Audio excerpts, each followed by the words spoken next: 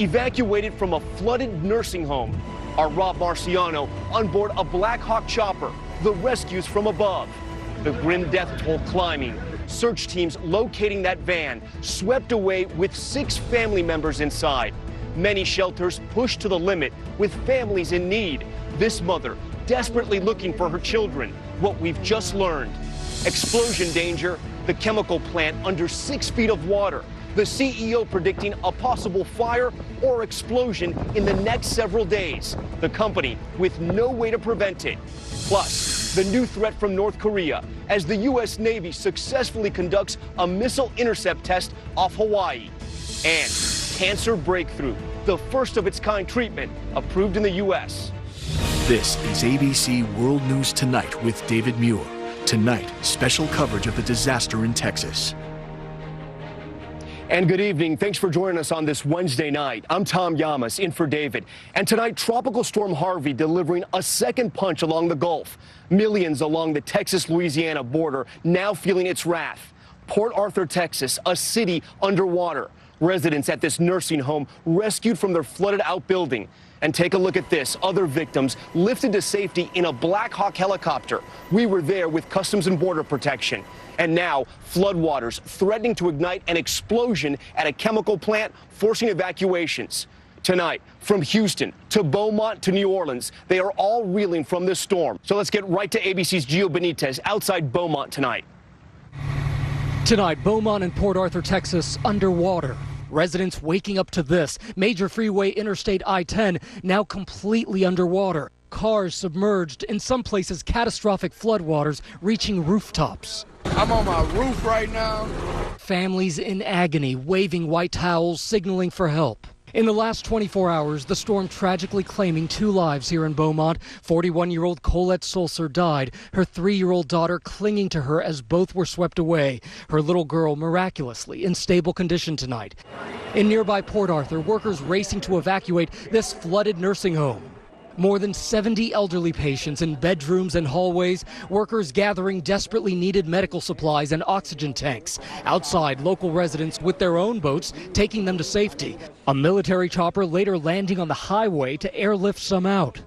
City officials pleading for volunteers to come with boats to help with rescues. And we were there as so many stranded Beaumont residents finally made it to dry land. How are you feeling right now? That you're scared.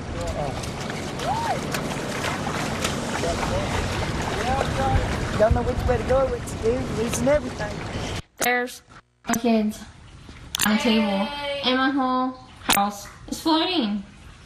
Floating, floating, floating, floating, floating. Crystal Dortch posting this plea for help on Facebook from her flooded living room. Her 3 children huddled together on a table. The family rescued and safe tonight. In nearby Port Arthur, even the shelter's flooding. And enough is enough. We need help. People now piling onto bleachers, trying to get to higher ground. They too are safe tonight as we met the everyday neighbors saving so many lives. You guys are really heroes right now. You are getting all of these families out of there. Not heroes. No, there's a lot more people here, a lot more than us. We're just down here trying to help. An incredible effort right there. And Gio Benitez joins us live now in those floodwaters just outside of the devastated town of Beaumont. Gio, you met so many of those brave neighbors coming to help with their boats. The mayor and officials pleading for even more help now? That's right, Tom. This is truly the citizens' armada here. We're talking about everyday citizens just bringing in these boats. Take a look. You're seeing some right there. They're coming from all over the place, not just Texas, not just Louisiana. We're talking about Nevada, Oregon, North Carolina. And I can tell you right now, Tom, they are not going home anytime soon. Our thanks to you, Gio. The destruction from this storm is all too visible from here on the ground. But to see the true reach of its damaging effects, you have to see it from above. Tonight, ABC senior meteorologist Rob Marciano flying with U.S. Customs and Border Protection, rescuing people in a Black Hawk helicopter. Tonight, we're in the air over devastated Port Arthur, Texas, pummeled with catastrophic flooding. All right, message going out. With the CBP Air and Marine Operation searching for residents in desperate need of evacuation. Hold position here. It's surreal. They are true heroes. First up, an elderly couple and their dog stranded in their neighborhood. This woman soaking wet. Patients inside. Hoisted in by basket. a smile of relief, happy to be safe. Next, the man and his dog, all safe tonight. We've already made one of an elderly couple and their dog, and we're right back at it. Across Texas, dramatic rescues like these. Black Hawk helicopters spotting families in the floods. First responders rappelling down and hoisting residents to safety. With so many to be saved, they plan on doing this well into the night. Tom, the view from our Black Hawk was staggering. Barely any dry land, and in many neighborhoods, the water was as high as rooftops. In our 90-minute ride, we rescued 15 people, and the airfield at Beaumont is a very busy place. This operation is far from over. Tom? Such a critical mission. Rob Marciano in the skies over Texas. Here in Houston, the rain has stopped, but the floodwaters are still rising, in some areas threatening even more neighborhoods. The calls for help still coming in, more than 13,000 rescues so far. And this image, a human chain of strangers rescuing people from their flooded out car. And while the worst of the weather may be over, the long-term recovery is just getting started. Tonight, Houston trying to fight back. Still, in some parts, a city under siege. Water rescues and recovery missions around the clock, 5 days after Harvey made landfall. This is one of those places that seemed like it was out of the woods. In fact, right now, it appears for this neighborhood that things are getting worse. More than 13,000 people rescued so far. Officials going door to door, marking bright orange C's on homes that are clear.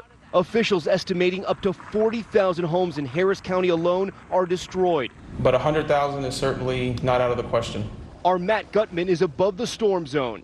It's basically flooding as far as the eye can see. There are ambulances down there that are completely submerged.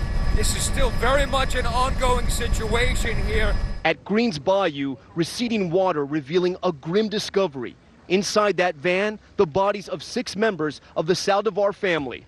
84-year-old patriarch Manuel, his wife Belia, and their 4 great-grandchildren, the youngest just 6 years old. Family, I just notified them. Obviously, they are devastated, as we all are as well. They were swept away on Sunday as they tried to escape the floodwaters. Sammy Saldivar, the sole survivor. His brother Rick telling me. They were in the front seat with my brother. And he said he and mom and dad were underwater. So, I mean, you know, like I said, he just panicked. He just got and tried to get himself out. Residents in the storm zone returning to get a first look at the damage. It's estimated more than 80% of homes affected don't have flood insurance. We still out here, y'all. We on the roof now. We first saw Aisha Nelson during the height of the storm, live streaming from her roof. It's water everywhere. We have nowhere to go. Tonight, safe and sound. This survivor of Katrina and now Harvey tells me she is worried. She only has renter's insurance. But you're not sure if flooding is covered under your policy? No, I don't know. Does that worry you? Yeah. Because FEMA do help, but it doesn't replace all your stuff. FEMA operating more than 230 shelters, housing 30,000 people. Today, we met Faye McDaniel, evacuated from her senior center, then shuffled to multiple shelters, losing contact with her children along the way. I'm okay. I'm just ready to go home. And I don't have a home because they're flooded out. But late today, after media outlets, including ABC, profiled her, Faye's daughter rushed to the shelter, reconnecting with her mother. And at another shelter, an amazing moment. Victoria Smith leading everyone in song, an enduring moment of hope.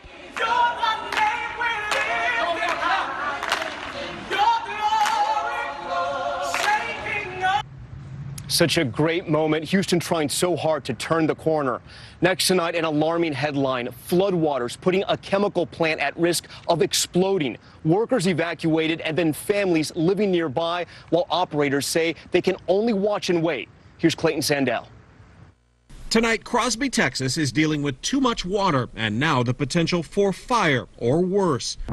The new danger coming from a flooded manufacturing plant. The CEO of Arkema Inc. saying today he expects chemicals stored there will catch fire or explode within 6 days, adding there is no way to prevent it.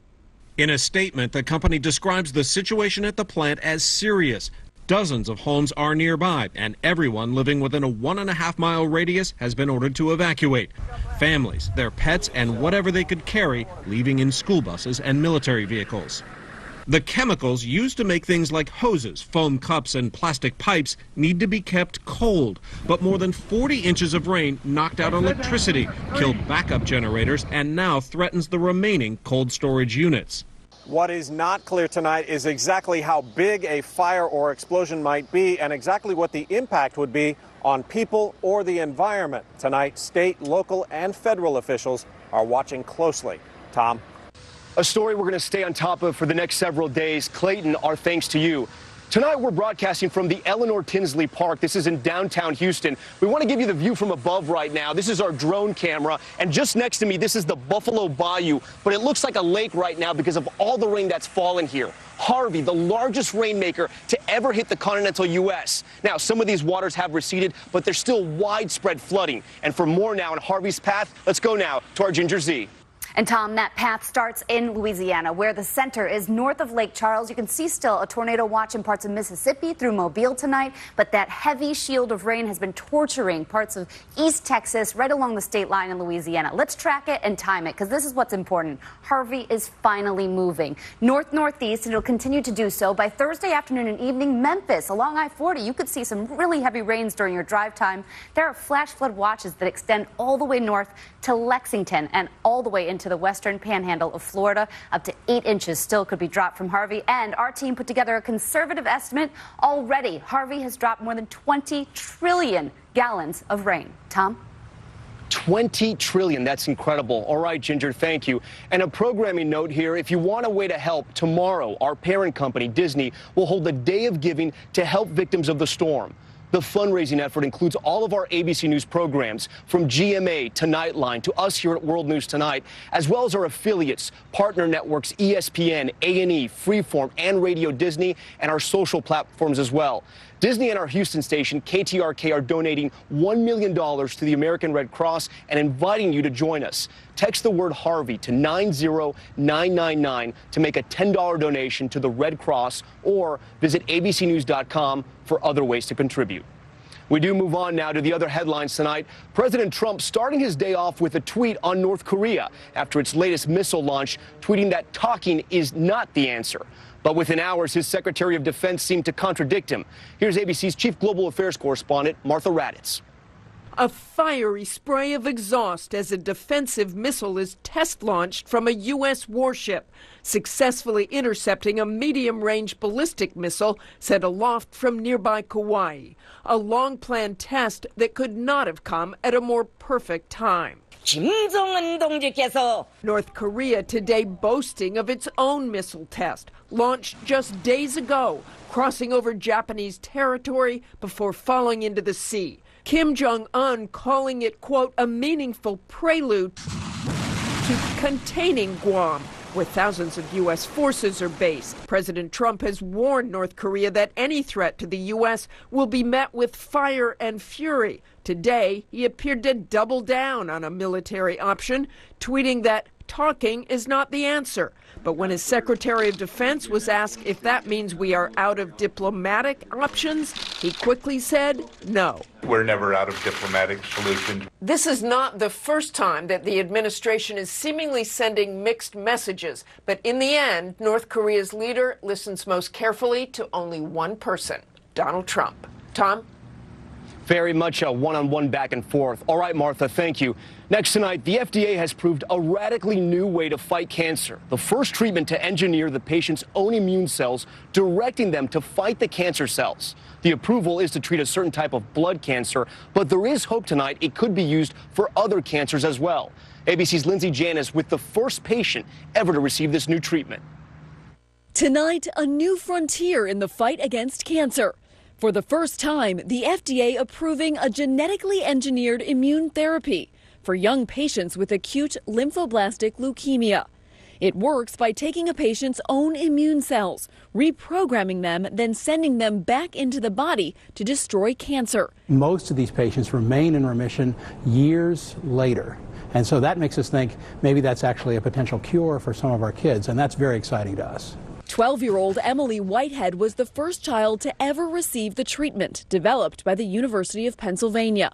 At the time, her parents were told there was no hope. We were out of options and we weren't ready to quit fighting. In May, Emily's doctors at the Children's Hospital of Philadelphia declaring her 5 years cancer-free. Congratulations. Thank you. It's great. I think it's really exciting because the treatment that I got, other kids will be able to have the same treatment and have the same outcome that I did. Tom, there are serious side effects, but the hope is one day this kind of therapy could be used to treat other cancers. It costs almost $500,000, but the drug company Novartis says it's looking for ways to make sure those patients that need it get it. Tom? Some new hope for so many. All right, Lindsay, thank you. A new headline tonight about Senator John McCain, the senator undergoing treatment for brain cancer. His office releasing a statement late today saying McCain will return to Washington next week when Congress goes back into session.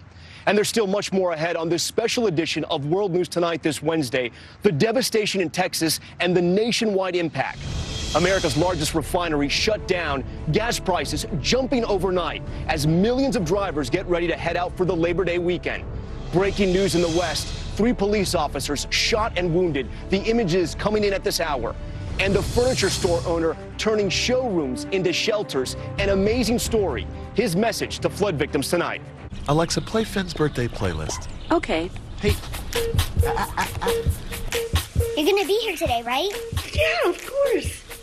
Alexa, cross pinata off my to-do list. I've checked off pinata. Alexa, how do you spell Tyrannosaurus?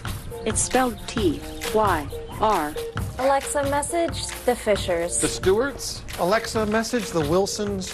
What's the message? Can you bring some candles? A tutu? Wine.